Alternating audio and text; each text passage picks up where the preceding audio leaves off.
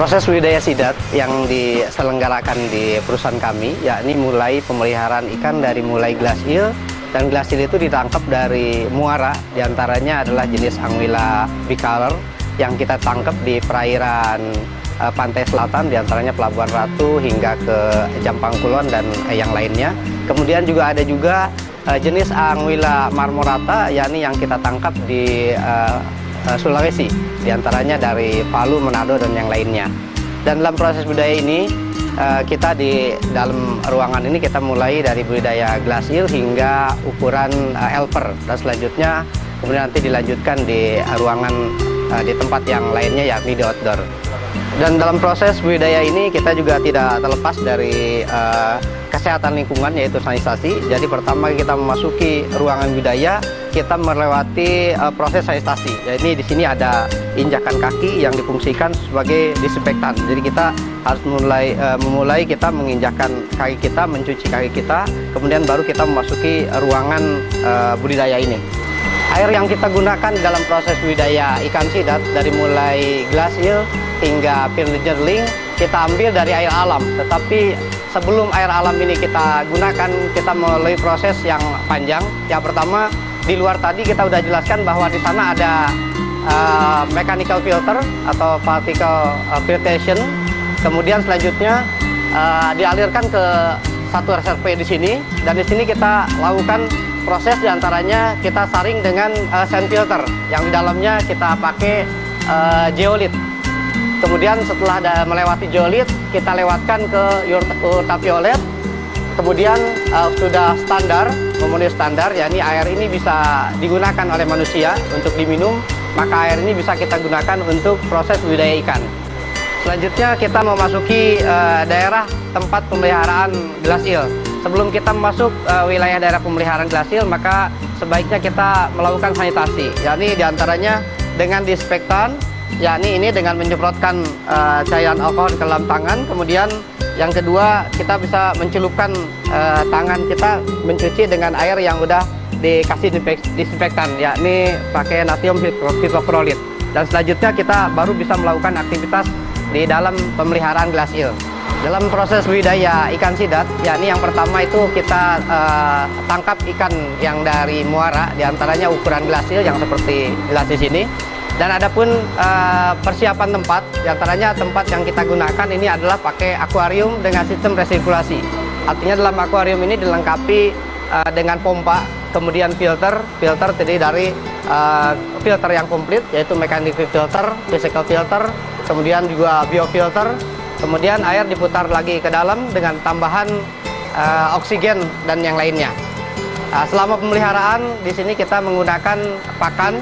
Yang pertama di hari ke-1 sampai ke-3 kita gunakan pakan Artemia atau pakan alami, dan selanjutnya pakai pakan bloodborne atau cacing darah hingga 10 hari. Dan setelah itu kita lanjutkan dengan pakan buatan, yakni pelet ataupun pasta. Wadah pemeliharaan untuk glass eel maupun elper kita menggunakan sistem resirkulasi, yakni sistem menggunakan air yang dipompakan terus dan melakukan saringan. Adapun penyaring atau filter yang kita gunakan diantaranya ini adalah menggunakan busa, dan busa ini berfungsi sebagai busa dan mat. Ini berfungsi sebagai particle filtration atau mechanical filter. Jadi air yang kotor dari tempat budidaya kemudian ngalir dan disaring di sini. Kemudian lapisan kedua kita menggunakan zeolit aktif atau karbon aktif, dan fungsinya adalah sebagai physical filter, dan juga termasuk juga chemical filter yang fungsinya adalah menyaring kotoran berupa kotoran-kotoran kimia seperti H2S, besi dan yang lainnya, sehingga air yang keluar ke ruang berikutnya, di penyaring berikutnya, air udah bebas dari kimia-kimia yang berbahaya.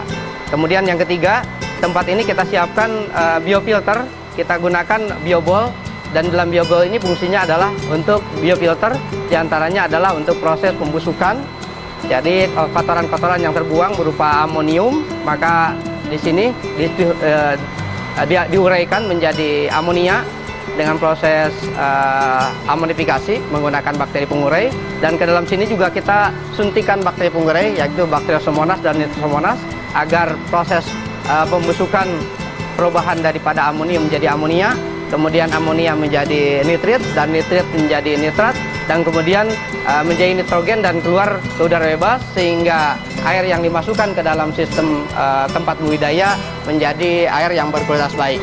Tujuan dari menggunakan sistem resirkulasi pada teknik budidaya ini yakni untuk mengolah kualitas air supaya kualitas air pada keadaan optimum, yakni diantaranya supaya oksigen di atas 5 ppm, kemudian nitrit dan nitrat rendah, kemudian juga amonia rendah. Dan ini adalah kita cek kualitas air ini secara rutin. Cek kualitas air ini dilakukan rutin, khususnya di modul riset kita melakukan cek kualitas air ini minimal 2 kali dalam sehari. Kemudian suhu, salinitas, dan terkait dengan kualitas air tersebut yakni kondisi ikan, nafsu makan ikan, kemudian pergerakan ikan dan yang lainnya. Dan pada data ini terlihat bahwa suhu stabil di antara 25,9 sampai 26. Suhu stabil ini karena memang kita udah kondisikan dengan menutup atap dan kita gunakan ruangan ini, pemeliharaan ini di ruangan tertutup sehingga suhu tetap stabil. Kemudian oksigen rata-rata di antara 5 dan 6, dan ini menunjukkan bahwa oksigen adalah pada oksigen yang optimal, yang bagus untuk pertumbuhan ikan. Kemudian pH antara 7 sampai 7,5 ini normal pada netral, sehingga apabila ada amonium tinggi maka tidak berbahaya buat ikan. Cek kualitas air yakni untuk mengecek oksigen, kemudian suhu, kemudian amonia, amonium, pH, dan yang lain. Ini pakan bloodworm yang digunakan untuk ikan yang umur lebih dari 3 hari dan sebelum 10 hari. Ini kita coba lihat ikan yang dikasih pakan bloodworm. Ya, ini ikan yang dikasih pakan bloodworm. Ada ikan yang umur lebih dari 3 hari. Ini kelihatan ikan reaktif sekali terhadap pakan alami. Dan pakan ini kita gunakan hingga umur 10 hari sebelum ikan adaptasi terhadap pakan buatan atau pakan yang kita biasa pakai, yakni pakan pasta dan crumble. Setelah ikan glass eel udah berumur 15 hari dan setelah lepas dari pakan bloodworm, kemudian pakan pindahan yakni dari pakan bloodworm sama pakan buatan, selanjutnya ikan dipindah ke akuarium yang agak besar, agak tinggi air 30 cm. Kalau yang tadi tinggi air cuma 20 cm. Tetapi pada sistem ini juga sama, kita pakai resirkulasi sistem seperti pada sistem yang lain. Kita pakai mechanical filter, kemudian chemical filter, kemudian juga biofilter. Dan di dalam pemeliharaan ikan yang ini, kita pakai pakan-pakan yang udah pakan artificial, pakan buatan yang kita bikin sendiri.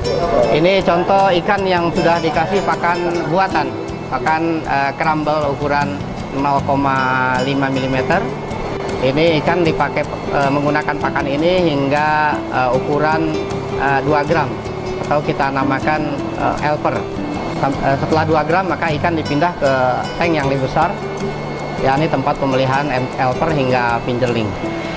Selanjutnya setelah ikan dipiara di tank pemeliharaan untuk glass eel, kemudian elper, dan setelah menjadi elper kita piara di tank yang di sini. Dan sini pun sama. Sistem tank pemeliharaan kita menggunakan sistem resirkulasi, cuma sistem resirkulasinya udah lebih sempurna di sini. Nah, yang pertama kita juga pakai sistem resirkulasi dengan mechanical filter kita pakai. Ini juga ada yang pakai lamella filtration, lamella sedimentation. Kemudian di sini juga kita gunakan biofilter sebagaimana di tempat pemeliharaan glass eel. Kemudian juga ada sand filter. Tetapi untuk yang sekarang ini lebih sempurna karena kita juga menggunakan lampu ultraviolet, yakni untuk fungsi disinfeksi supaya air yang digunakan dalam sistem pemeliharaan ini lebih sempurna dan kualitas airnya lebih bagus. Pemeliharaan lanjutan yakni pemeliharaan elper. Dalam memelihara elper kita gunakan bak pemeliharaan yakni berupa round tank atau bak fiber ukuran bulat, ukuran diameter 1,5 meter. Dan kemudian dalam tangki ini kita gunakan sistem resirkulasi. 4 tangki pemeliharaan kita gunakan 1 sistem resirkulasi. Adapun pemeliharaan di tempat pemeliharaan ini sebetulnya sama seperti halnya di pemeliharaan di glass eel dan elper, yakni menggunakan penggantian air kurang lebih 10-20% per hari. Cuman makan yang berbeda karena di sini udah kita gunakan pakan pasta dan pakan crumble atau pelet. Ini contoh pemberian pakan untuk ukuran elver menggunakan pakan pasta. Yakni pakan perpindahan pakan dari pakan alami flatworm ke pakan pelet. Selanjutnya ikan yang udah ukuran sekitar 10-20 gram atau kita katakan ukuran fingerling, maka dipindah ke tank yang lebih besar yaitu diameter 1,5 meter. Kemudian di sini kita gunakan pakan pelet size 1 mili. Digunakan untuk ikan ukuran 20-30 gram. Dan ini contoh, ini kita bisa lihat ikan sudah makan pelet ukuran 1 mili sampai 1,5 mili. Dan selanjutnya dari ikan yang udah ukuran 30 gram setelah kita sortir dan grading, maka kita bisa pindah ke kolam pembesaran. Dan umur ikan yang udah 20-30 gram ini sekitar 5 bulan dipelihara di dalam ruangan ini. Jadi dari glass eel sampai ukuran 20-30 gram memakan waktu antara 5-6 bulan.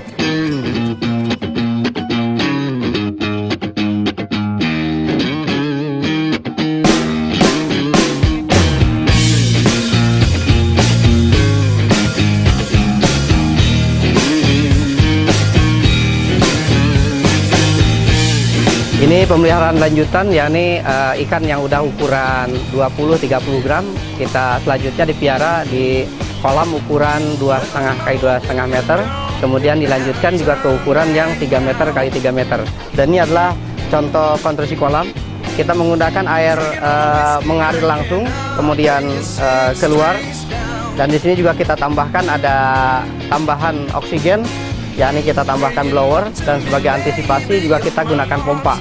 Apabila air yang dari alam ini, air kali ini kotor, keruh atau berbahaya, maka kita matikan air yang dari alam, kemudian kita gantikan dengan pompa resirkulasi dengan ditambahkan tambahan oksigen.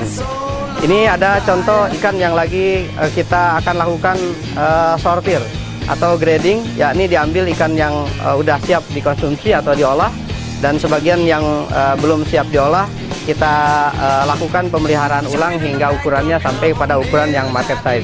Kita lagi melakukan proses sortir, yakni melakukan grading, memisah size per grade. Ini ada size diantaranya ada ukuran 150 gram sampai ukuran 300 gram. Ya, kita lagi melakukan proses pemilihan atau sortir, yakni memisahkan antar grade-grade yang berbeda. Ini ukuran antara 150 sampai ukuran 300 gram. Dan kita akan pilih ikan yang udah siap diproses, yakni ukuran di atas 250 gram. Kemudian nanti kita ulangi pemeliharaannya untuk ukuran-ukuran yang masih belum masuk size konsumsi. Misalkan ikan-ikan yang size-nya berbeda, yakni kita pilih size yang siap untuk dikonsumsi, yaitu ukuran 200 sampai 300 gram. Ini kita lagi melakukan proses sortir, ya, ini memisahkan ikan-ikan yang udah siap diproses, siap dikonsumsi dengan ikan-ikan yang masih harus kita piara lagi. Kita melakukan sortir ini dengan menimbang ikan satu persatu supaya ikan yang diproses ukurannya sesuai dengan permintaan pasar, yakni ukuran 300 sampai 350 gram per ekor.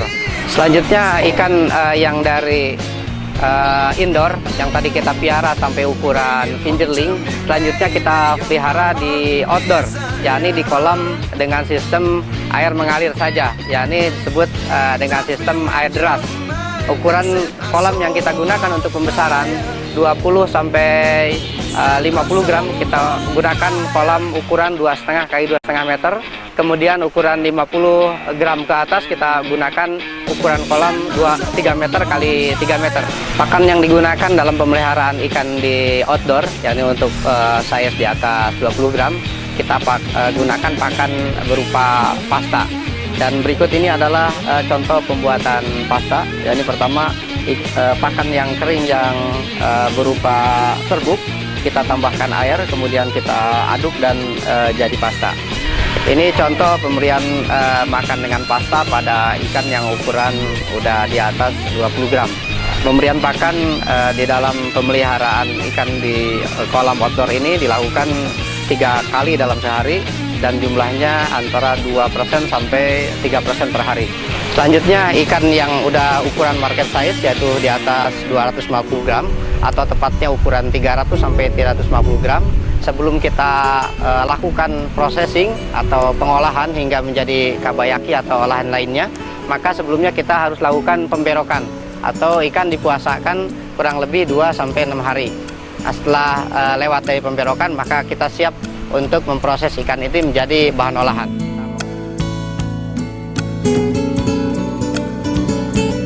Sekarang kita ada di ruangan processing, ini ruangan pertama. Di mana ikan yang udah siap diproses mulai masuk dari sini. Kemudian setelah masuk di sini adalah tempat untuk peminsanan dan kemudian selanjutnya ikan difilet, yakni dibuang tulang dan dalaman sehingga yang diambil adalah cuman dagingnya saja. Selanjutnya dari ruang ini adalah pada suhu dingin dengan 18 derajat karena proses di filet ini adalah dimana supaya bakteri nggak berkembang, artinya ini cukup steril untuk proses pemiletan. Setelah ikan dilakukan pemiletan, hasil filet kita pindahkan ke ruangan selanjutnya, yakni ke ruangan bakar. Tetapi kita tidak, karena karyawan tidak boleh campur, maka kita gunakan pintu ini untuk memasukkan ikan yang siap untuk diolah selanjutnya. Kemudian kita memasuki ruang processing berikutnya, yakni ruangan proses pembakaran dan steam, yakni melanjutkan proses yang tadi kita lakukan di ruangan filet. Ikan yang sudah dilakukan pemiletan, yang udah tinggal daging, jadi udah dibuang kepala dan dibuang dalaman, maka masuk ke ruangan ini dan di sini nanti akan diproses pembakaran dan proses penyetiman sampai ikan matang, dan selanjutnya nanti setelah ikan matang kita disimpan di ruang penyimpanan. Ini dalam kondisi panas, sementara di ruang penyimpanan ini adalah kondisinya dingin. Ini adalah ruang penyimpanan hasil olahan yang udah siap untuk dijual ke pasaran. Ikan yang udah hasil proses kemudian kita packing dan kemudian kita simpan di dalam freezer ini sebagai tempat penyimpanan. Adapun hasil olahan, yakni yang pertama adalah filet yang hanya di packing saja, kemudian ada yang shirayaki namanya, yakni ikan hanya dibakar, di steam tapi tanpa bumbu, dan bumbu nanti tergantung selera orang pembelinya. Kemudian yang ketiga, olahan yang udah sempurna, yakni berupa kabayaki unagi, yakni udah dibakar, di steam dan sudah dikasih bumbu sesuai selera pasar.